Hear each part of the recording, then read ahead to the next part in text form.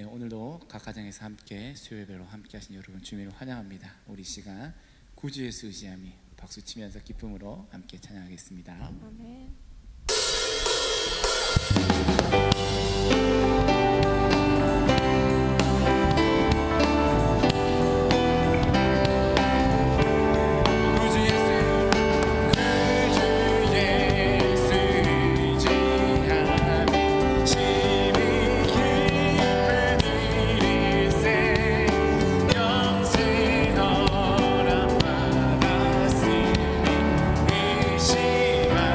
한번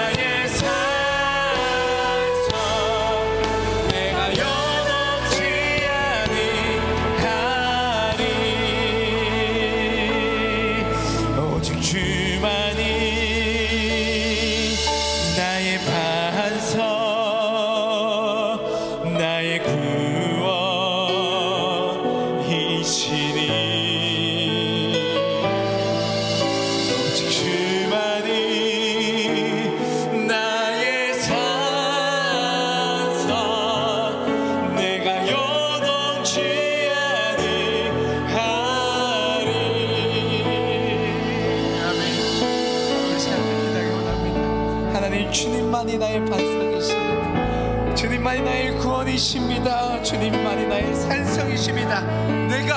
내가 요동치 않겠습니다. 주님 안에 요동치 않겠습니다 라는 고백으로 우리 시간 다 함께 기도하며 나갑니다. 기도하겠습니다. 아버지 하나님 감사함을 드립니다. 주님만이 나의 반석, 주님만이 나의 구원, 주님만이 나의 산성임을 고백합니다. 내가 요동치 않겠습니다. 내가 흔들리지 않겠습니다. 주님 안에서 주님을 붙들므로 흔들리지 않는 나의 삶 되게 하여 주시옵소서. 내가 하여 주시옵소서. 오직 주님만 보게 하여 주시옵소서. 하나님, 주님 주신 그 증거 붙들고, 주님 주신 그 구원 붙들고, 예수 붙들고 흔들리지 아니하는 나의 삶 살 수 있도록 주님 앞까지 믿음 주시기 위하여 주시고 제목 주시옵소서. 아버지 하나님 역사하시옵소서.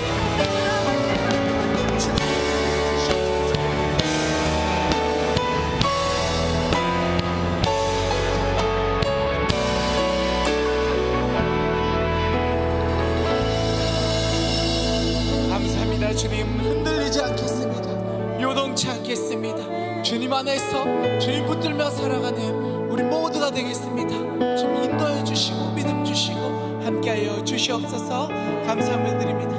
우리 주 예수 그리스도의 이름으로 간절히 기도드립니다. 아멘.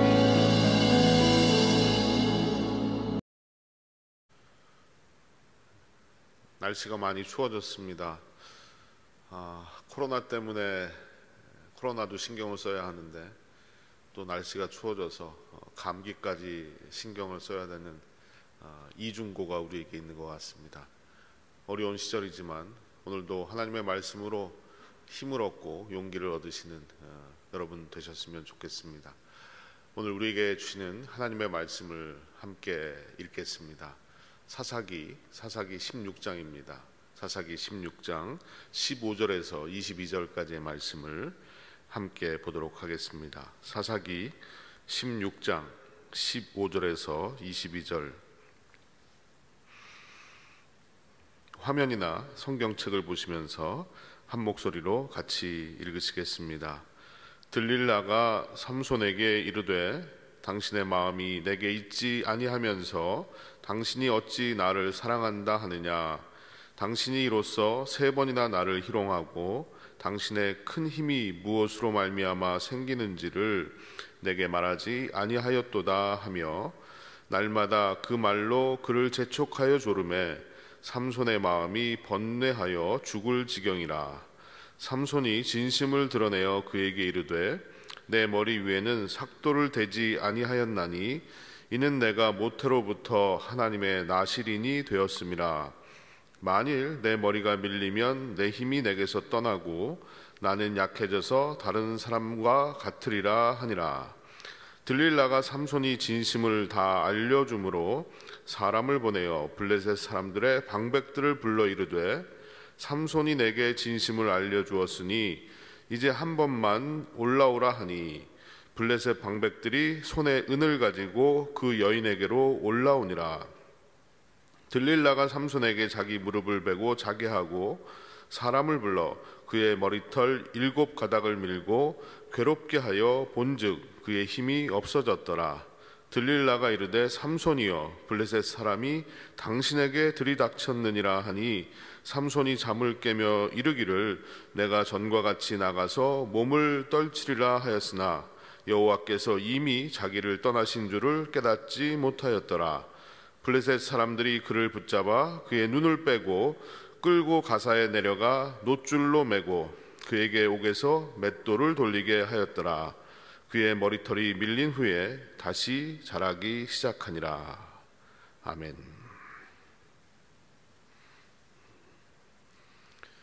짐 콜린스라는 경영학자가 있습니다. 그는 좋은 기업을 넘어 위대한 기업으로 굿 투 그레이트라는 책을 써서 우리에게 알려진 사람인데요. 그는 미국의 많은 기업들을 하나하나 연구하고 조사해서 위대한 기업으로 불리는 기업들에게는 어떤 특징들이 있는가라는 것을 그 책을 통해서 알려줍니다. 그런데 자신이 위대한 기업이라고 생각했던 그 기업들이 금융위기 그 기간을 지나는 동안 하나둘씩 몰락하는 모습을 보게 됩니다. 그리고 또 다른 책을 써내게 되는데 그 책의 이름이 위대한 기업은 다 어디로 갔을까? How the Mighty Fall이라는 제목의 책을 쓰게 됩니다. 그리고 그 위대한 기업이 몰락하는 데는 5단계를 거치게 된다라고 지적을 합니다. 그 5단계가 뭐냐? 첫 번째 단계는 성공으로부터 자만심이 생겨나는 단계이다. 두 번째는 원칙 없이 더 많은 욕심을 내는 단계다. 세 번째는 위험과 위기 가능성을 부정하는 단계다. 네 번째는 구원을 찾아 헤매는 단계다. 그리고 마지막 5번째는 유명무실해지거나 생명이 끝나는 단계다 라고 이 5단계를 설명하고 있습니다. 근데 저는 이 기업이 몰락하는 5단계가 꼭 기업뿐만이 아니라 세상의 모든 조직들, 심지어는 교회도 크게 다르지 않다라는 생각이 들었습니다. 그리고 한 사람의 인생, 개인에게도 똑같이 적용되는 5단계라는 생각을 해보았습니다. 교만해지고 원칙 없이 욕심을 부리고 또 자신에게 닥친 위험의 가능성을 애써 부인하고 이런 단계들을 거쳐서 한 사람의 인생도 몰락하게 된다는 것입니다. 오늘 삼손의 인생이 바로 그와 같은 단계를 거쳤던 것입니다. 삼손은요, 그 누구도 건드릴 수 없는 놀라운 힘을 가지고 있었습니다. 그런데 그는 그 힘이 하나님께로부터 온 것이라는 것을 망각하고 자만에 빠지게 되었고 더 많은 욕심과 욕망에 사로잡혀서 살게 되었고 결국은 자신에게 닥친 위험과 그 위기에 대해서 전혀 모른 채 하면서 살아왔더라는 겁니다. 그래서 결국 삼손은 몰락하는 인생을 경험하게 되었습니다. 저는 이 말씀 속에서 하나님이 우리들에게 주시는 아주 중요한 메시지가 있다라는 생각을 했습니다. 이 땅을 살아가는 우리도 삼손의 모습을 보면서 분명히 반면 교사를 삼아서 배워야 할 것들이 있습니다. 그 배움을 위해서 저는 3가지의 질문을 스스로에게 한번 던져봐야 한다고 생각합니다. 오늘 삼손의 말씀을 통해서 우리가 던져야 될 질문이 있다면 첫 번째로 그것은요, 나는 지금 어디에 머물고 있는가라는 질문입니다. 나는 지금 어디에 머물고 있는가? 하나님께서 범죄한 아담에게 제일 먼저 하신 말씀이 뭐냐 하면 아담아 내가 어디에 있느냐라고 말씀하셨어요. 아담아 지금 네가 어디에 있느냐? 이 말은 아담이 있는 물리적인 장소를 묻는 질문이 아니었습니다. 하나님이 아담이 어디에 있는지 몰라가지고 아담을 찾기 위해서 물으신 것이 아니었습니다. 하나님과 아담의 영적인 거리를 묻고 계신 겁니다. 하나님의 곁을 떠나서 하나님의 마음을 떠나서 죄 가운데 빠져 있었던 아담의 영적인 상태를 묻고 계신 거였습니다. 아담은 하나님 앞에 범죄를 저질렀고 그래서 하나님의 낯을 피해서 숨어 있었습니다. 그것이 바로 아담의 영적인 상태였던 것입니다.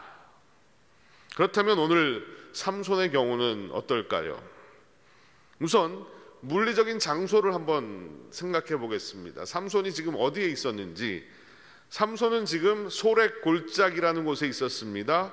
그리고 자신이 사랑한다고 여겼던 들릴라라는 여인의 집에 있습니다. 그리고 오늘 본문 19절에 보니까 들릴라라는 여인의 무릎을 베고 잠을 자고 있었습니다. 이것이 바로 삼손의 현 주소였던 겁니다. 결국 그는 스스로 죄의 자리로 들어갔고 죄의 자리에 머물러 있었습니다. 여러분, 죄의 자리에 있는데 어떻게 죄를 짓지 않을 수가 있겠습니까? 삼손도 우리도 내가 죄를 이길 수 있다는 망각을 하면서, 착각을 하면서 살고 있습니다. 그러나 죄를 이기는 일은 불가능한 일입니다. 죄는 집요하고 끈질깁니다. 삼손을 보시면 삼손의 힘의 비밀을 가르쳐 달라고 그 들릴라가 삼손에게 유혹을 하는데 3번 속습니다. 그런데 포기하지 않고 지속적으로 삼손에게 그 질문을 유도하면서 접근하는 것을 볼 수 있습니다. 결코 물러서지 않았습니다. 15절을 보겠습니다. 들릴라가 삼손에게 이르되 당신의 마음이 내게 있지 아니하면서 당신이 어찌 나를 사랑한다 하느냐? 당신이 이로써 3번이나 나를 희롱하고 당신의 큰 힘이 무엇으로 말미암아 생기는지를 내게 말하지 아니하였도다 하며, 이미 앞서서 삼손은 3번 핑계를 대면서 죄를 피해가는 듯 싶었습니다. 그런데 죄가 결코 삼손을 포기하지 않았다는 사실입니다. 삼손의 약점을 집요하게 파고들고 있습니다. 16절 말씀을 보겠습니다. 날마다 그 말로 그를 재촉하여 조르매 삼손의 마음이 번뇌하여 죽을 지경이라. 이 말씀 가운데 날마다라는 말씀과 재촉하다는 말씀, 조른다는 말씀을 한번 잘 생각해 보십시오. 이 3 단어는 죄의 속성을 그대로 반영하고 있는 단어들입니다. 죄가 이렇다는 거예요. 날마다 재촉하고 조르고 있습니다. 견딜 수 없도록 괴롭히고 죄에 빠지도록 유혹을 하고 있는 것입니다. 이러한 집요한 죄의 공격 앞에 삼손의 모습은 어땠을까요? 오늘 말씀을 보니까 마음이 번뇌하여 죽을 지경이라. 마음이 번뇌하여 죽을 지경이라. 삼손의 마음에 고민이 생겼습니다. 어떻게 하면 좋을까? 계속해서 걱정하고 근심하고 죽을 지경까지 되었다라고 말합니다. 여러분 생각해 보십시오. 그렇게 고민되었고 그렇게 힘들었다면 죄의 자리에서 빠져나와야 합니다. 그런데 삼손은 여전히 죄의 자리에 머물러 있었습니다. 이것이 바로 비극이었다는 겁니다. 삼손과 극명히 대조되는 인물, 여러분 지금 생각나는 사람이 있죠. 요셉입니다. 요셉은요, 보디발의 아내가 그에게 끊임없이 유혹을 했지만 요셉은 그 자리를 박차고 일어났습니다. 그 자리를 떠났습니다. 만약 요셉도 엉기적 그 자리에 머물러 있었다면 삼손과 같이 죄에 빠지고 말았을 것입니다. 그 누구도 장담할 수 없는 겁니다. 죄의 자리에 머물러 있으면서 죄를 짓지 않겠다라고 하는 것은 그건 바보 같은 생각입니다. 결코 우리에게는 그럴 능력이 없다는 사실을 인정해야 합니다. 삼손이 있어야 될 자리는 그 자리가 아니었습니다. 하나님을 예배하는 자리에 있어야 했었고 이스라엘 백성들을 섬기고 구원하는 자리에 있어야 했습니다. 그러나 삼손은 그 자리에 있지 않고 죄의 자리에 파묻혀 있었다는 사실입니다. 그곳에서 나올 수 있었음에도 불구하고 그의 선택은 쾌락을 누리는 선택을 한 겁니다. 죄와 함께하는 선택을 한 겁니다. 결국 스스로 몰락의 길을 선택하고 말았습니다. 우리가 잘 아는 시편 1편에 보면 시편 기자가 이렇게 말하고 있지 않습니까? 복 있는 사람은 악인의 꾀를 쫓지 아니하며 죄인의 길에 서지 아니하며 오만한 자의 자리에 앉지 아니한다라고 말했습니다. 죄의 자리에 서 있지 않는 사람이 복 있는 사람이다라고 강조해서 말씀하십니다. 그렇습니다. 우리가 복 있는 자로 이 땅을 살아가려면 결코 죄의 자리에 머물러 있으면 안 된다는 겁니다. 여러분, 삼손은 나실인이었고 우리는 그리스도인입니다. 그렇다면 내가 머물러야 할 곳이 어디입니까? 혹시라도 여러분 죄 짓는 자리에 머물러 있지는 않으십니까? 그리스도인이 있어야 될 자리는 하나님 곁입니다. 하나님을 예배하는 자리이고 하나님께 영광을 돌리는 자리에 머물러 있어야 하는 겁니다. 오래전에 저에게 한 성도님이 오셔서 당신이 하고 있던 직장을 그만뒀다라고 말씀하셨어요. 그래서 왜 그러셨냐고 이유를 여쭈었더니 그분이 하시는 말씀이, 목사님, 제가 하고 있는 일을 계속 하려면 저는 계속해서 거짓말을 해야 됩니다. 돈은 많이 벌 수 있었지만 저는 그리스도인의 양심에 계속해서 가책을 받게 되었고 그것이 너무 괴로워서 그 직장을 그만두었습니다 하는 이야기를 들은 적이 있습니다. 저는 참 그분의 이야기를 들으면서 정말로 쉽지 않은 결단을 하신 거구나, 하지만 너무나도 소중한 결단을 하신 거구나라는 생각을 한 적이 있습니다. 저와 여러분이 우리가 머물러야 할 곳이 어디인지를 분명히 깨달아야 합니다. 그리고 스스로에게 질문해 봐야 합니다. 나는 지금 어디에 머물고 있는 것인가? 나는 지금 어디에 머물고 있는 것인가? 하나님의 곁에 머물러 있는 것인가? 아니면 죄의 자리에 머물러 있는 것인가? 혹시 내가 하나님과 너무 멀리 떨어져서 살아가고 있지는 않는가? 나 스스로에게 물어봐야 합니다. 만약 우리가 죄의 자리에 있다면 그 죄의 자리를 떠나야 하는 것이고, 하나님과 너무 멀리 떨어져 있다면 하나님과 그 거리를 좁혀가야 하는 것입니다. 하나님께 더욱 가까이 나아가야 하는 것입니다. 나는 지금 어디에 머물러 있는가? 이것이 오늘 우리가 첫 번째로 던져야 될 질문입니다. 그러면 두 번째로 우리는 어떤 질문을 던져야 하겠습니까? 두 번째 질문은요, 나는 지금 무엇을 하고 있는가? 라는 질문입니다. 나는 지금 무엇을 하고 있는가? 삼손은 고민을 하다가 죽을 지경이라는 표현까지 나왔는데, 그렇게 고민을 하다가 결국은 이 들릴라에게 진심을 이야기합니다. 뭐라고 했냐면 17절을 보겠습니다. 삼손이 진심을 드러내어 그에게 이르되 내 머리 위에는 삭도를 대지 아니하였나니 이는 내가 모태에서부터 하나님의 나실인이 되었음이라. 만일 내 머리가 밀리면 내 힘이 내게서 떠나고 나는 약해져서 다른 사람과 같으리라 하니라. 삼손이 드러낸 진심은요, 자신의 머리카락에 관한 비밀이었습니다. 삼손은 아마도 자신의 그 파괴적인 힘이 머리카락에서 나온다라고 생각을 했던 것 같습니다. 그래서 자신의 머리카락을 밀어버리면 그 힘이 사라지게 된다라고 고백했습니다.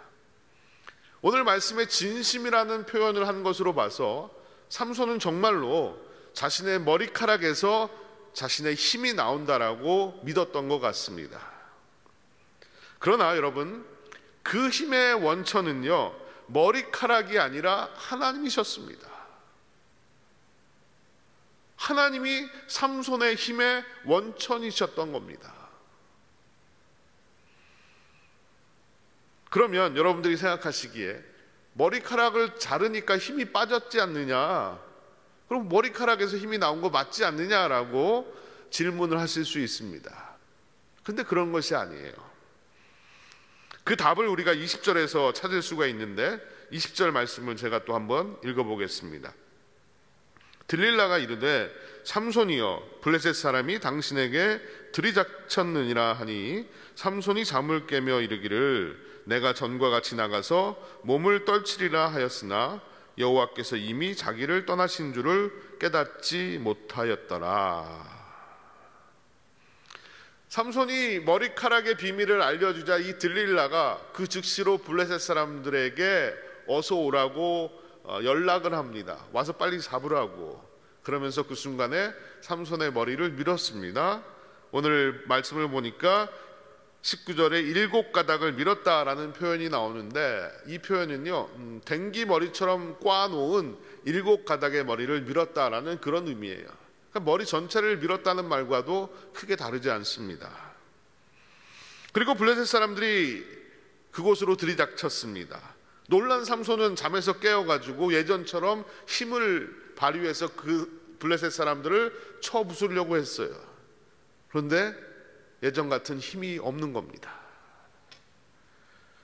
이 모습을 보면서 성경은 이렇게 얘기합니다. 여호와께서 이미 자기를 떠나신 줄을 깨닫지 못하였더라. 이 말은 어떤 말일까요?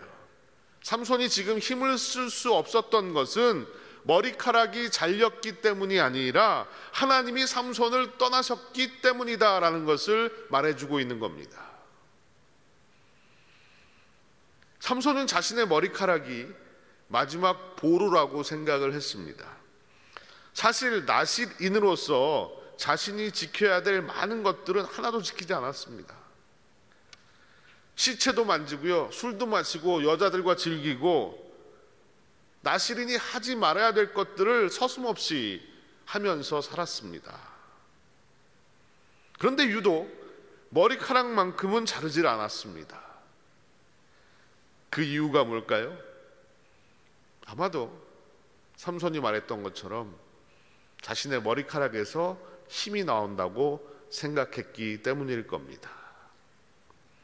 또 다른 이유가 있었다면 이런 이유도 있었을 겁니다. 비록 내가 나실인으로서의 다른 규례들은 다 지키지 못했지만 그나마 한 가지는 지켰다. 머리카락을 자르지 않는 것은 내가 끝까지 지켰다라고 생각을 하면서 스스로 위안을 삼았는지도 모릅니다. 저는 이런 삼손의 모습이 그리스도인으로 살아가는 우리의 모습과 많이 닮았다라는 생각이 들었습니다. 매일매일 삶의 현장에서 우리는 내가 하고 싶은 대로 하면서 살 때가 많습니다. 교회 밖을 나가면 하나님의 말씀을 기억조차 하지 못하고 세상 속에서 하루하루를 살아갈 때가 많습니다. 그래도 매주일 예배만큼은 내가 빠지지 않고 드립니다. 이 사실로 우리는 스스로 위안을 삼으려고 할 때가 있다는 겁니다. 물론 매주일 예배를 빠지지 않고 드리는 것은 참 귀한 일입니다. 그러나 다른 것은 하나도 지키지 않으면서 예배만 참석하면 그리스도인으로서 내가 잘 살고 있다라고 생각을 한다거나 그나마 체면 유지를 내가 하고 있다라고 생각을 한다면 스스로를 속이는 겁니다. 마치 삼손이 머리를 깎지 않았으니 내가 나실인으로서 잘 살고 있다라고 착각을 한 것과 다르지 않습니다. 내가 비록 다른 것들은 다 지키지 못했지만 머리는 내가 안 깎았으니까 나실인으로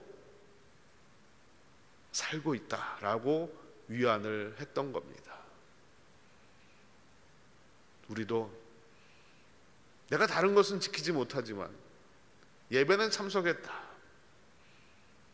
그러니 나는 그리스도인으로 살고 있다라고 위안 삼지는 않는지요.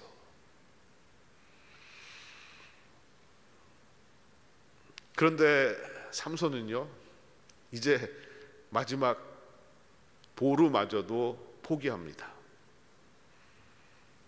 이 모습은 무엇을 말하는가 하면 하나님을 포기하고 들릴라를 선택했다는 말입니다. 자신의 사명을 포기하고 들릴라를 선택했다는 말입니다. 결국 사명을 포기한 사람에게 하나님은 함께 하시지 않습니다. 또 그에게 힘을 주실 이유도 없었던 겁니다. 여러분, 우리의 힘의 근원도 머리카락이 아닙니다. 우리의 힘의 근원이 돈이 아닙니다. 건강이 아닙니다. 내가 가진 지위도 아니고 내가 가지고 있는 좋은 배경도 아닙니다. 이런 것들이 없어도 하나님이 함께 하시면 우리는 넉넉히 이길 수 있습니다.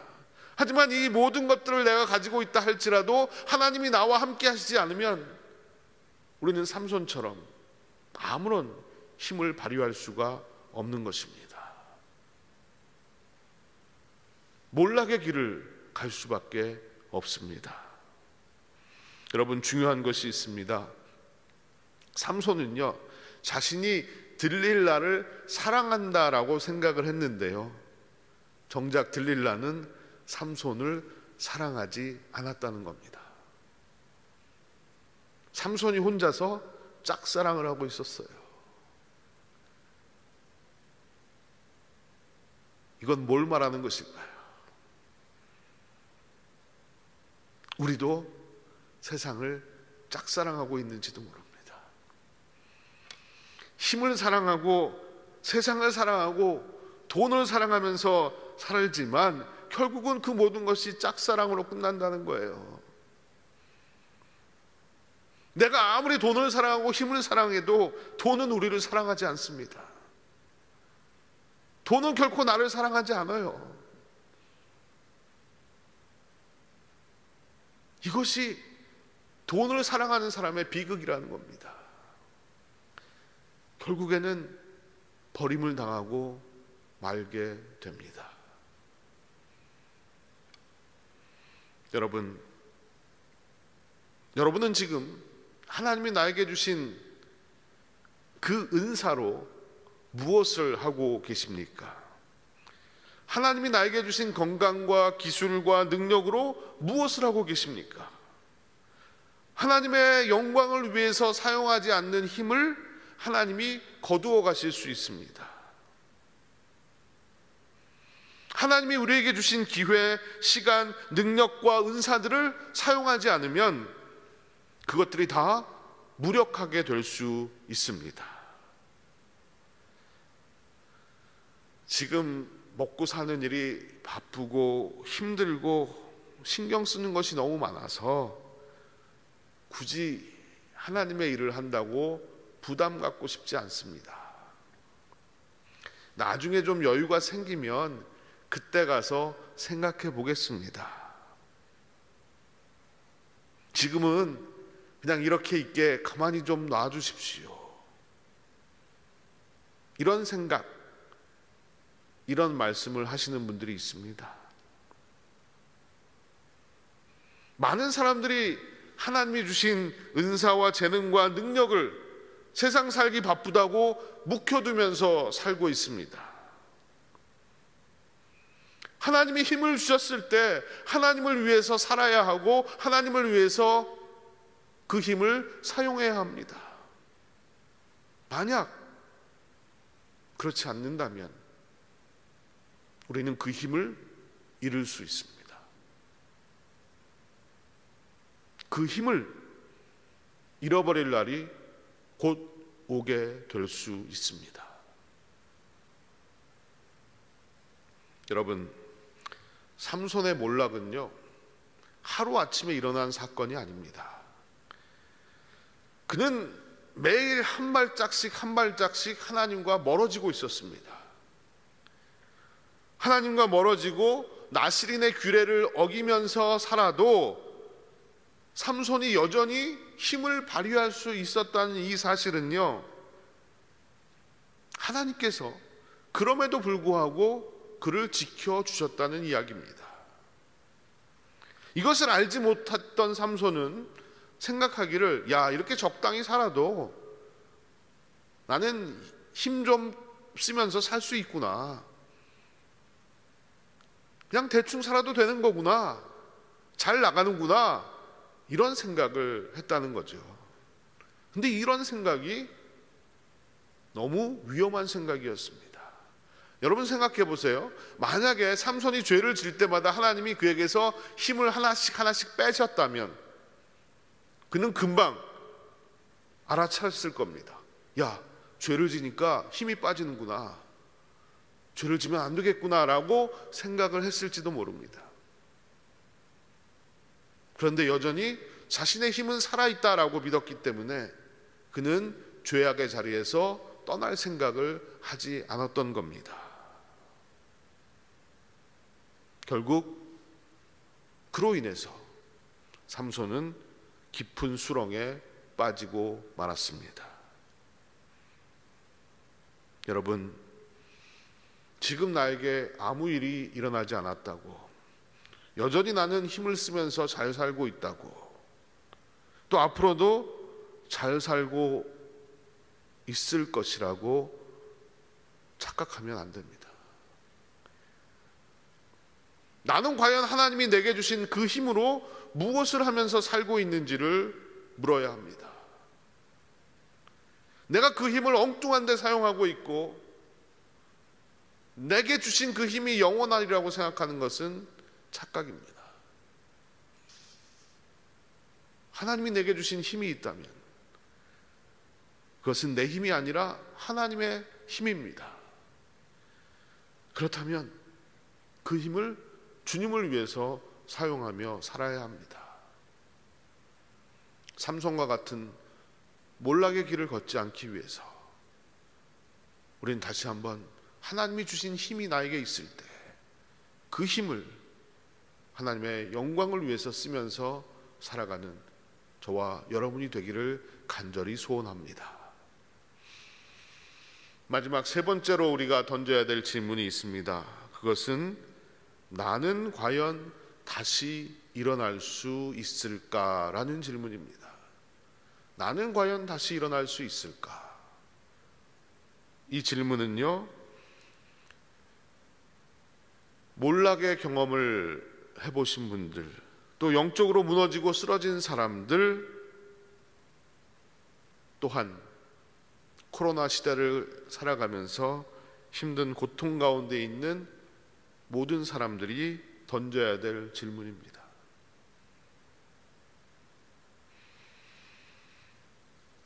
여러분, 과연 다시 일어날 수 있을까요? 삼손은 어땠을까요? 본격적인 삼손의 변화의 모습은 다음 시간에 그려지는데 오늘 본문을 보니까 제일 마지막에 힌트 하나를 얻을 수 있는 구절이 나옵니다.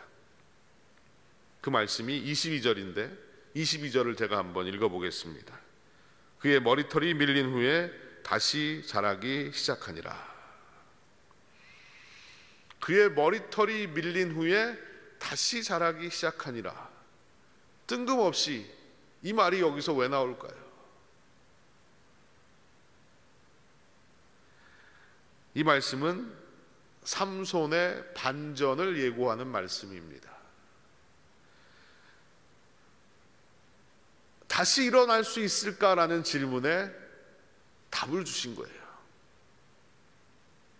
다시 일어날 수 있다고. 21절을 보시면요, 삼손의 비참한 모습을 그리고 있습니다.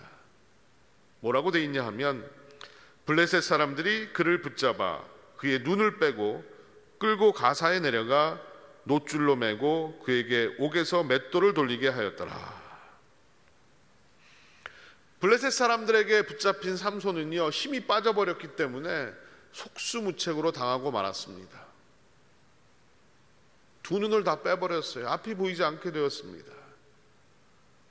놋줄로 삼손을 묶어가지고요, 맷돌을 굴리게 했습니다.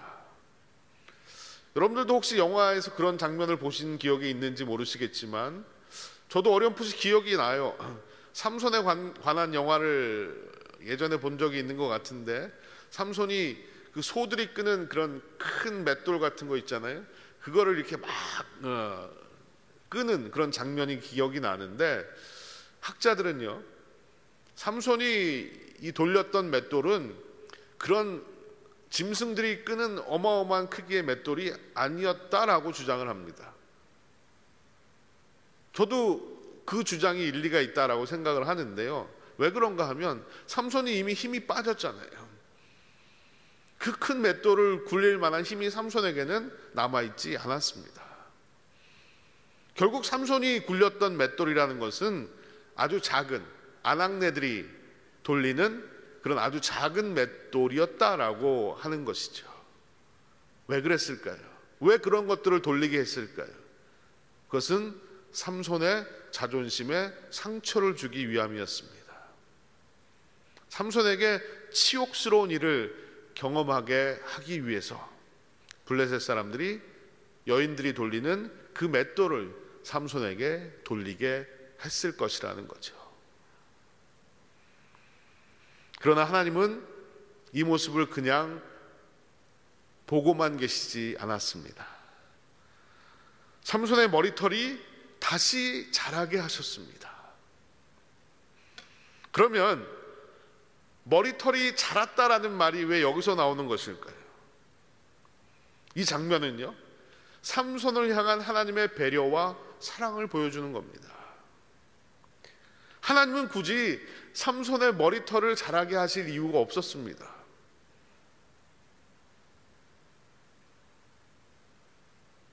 하지만 삼손의 입장에서 생각해 보면 머리털이 자란다는 것은 삼손의 희망이 자란다는 거예요.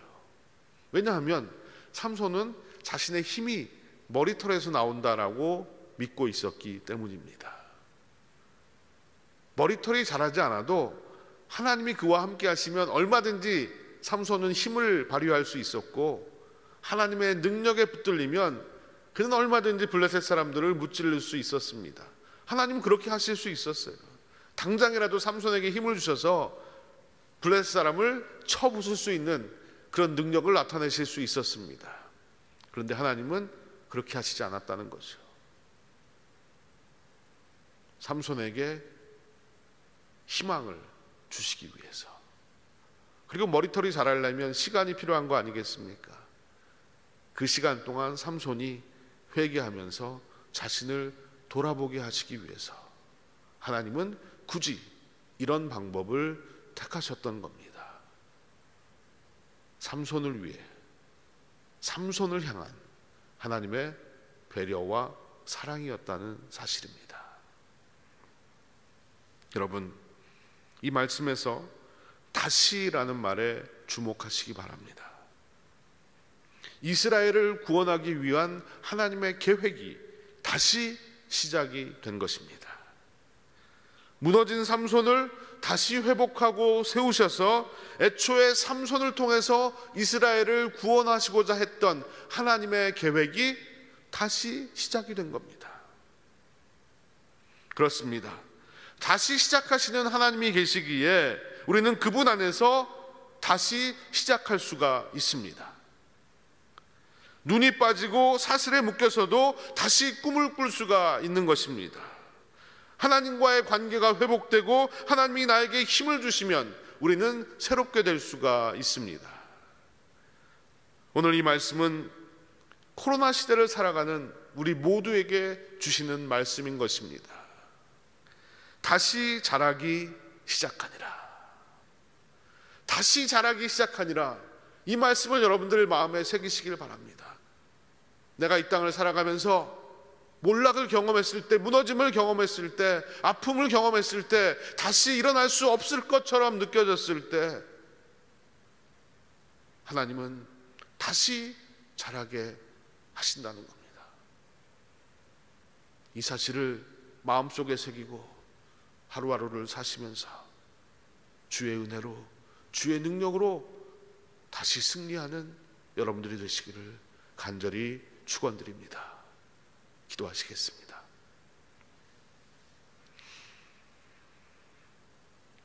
사랑과 은혜의 주님, 삼손의 몰락을 우리에게 보여주시면서 우리에게 주신 메시지들을 잊지 않고 기억하게 하여 주시옵소서. 나는 지금 어디에 머물러 있는가? 나는 지금 무엇을 하며 살고 있는가? 그리고 나는 다시 시작할 수 있을까?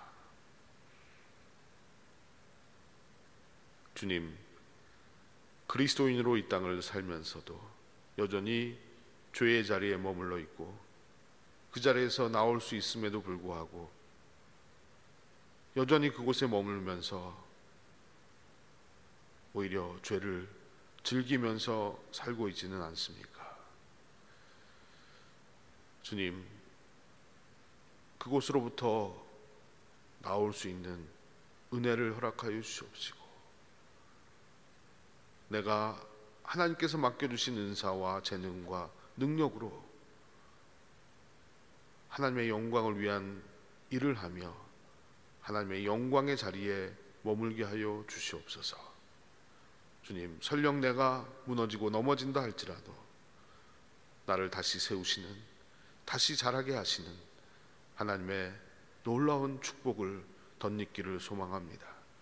힘들고 어려운 시절을 지나가는 모든 성도들이 이 말씀을 마음에 새기고 하나님의 능력을 경험하는 놀라운 축복이 있게 하여 주시옵소서. 감사드리며 예수님의 이름으로 기도드리옵나이다. 아멘. 축도하겠습니다. 지금은 우리 구주 예수 그리스도의 한량없는 은혜와 아버지 하나님의 놀라우신 사랑과 성령님의 감화감동 교통하심이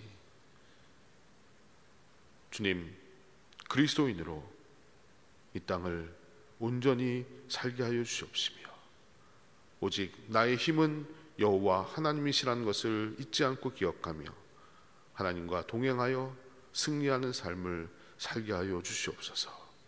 고백하며 하나님을 예배한 사랑하는 빈내리의 모든 성도들, 우리의 가정과 일터 위에 주님이 세우신 교회 위에 이 땅에 무너져 내린 모든 사람들 위에 영원토록 함께 하시옵기만을 간절히 축원하옵나이다. 아멘.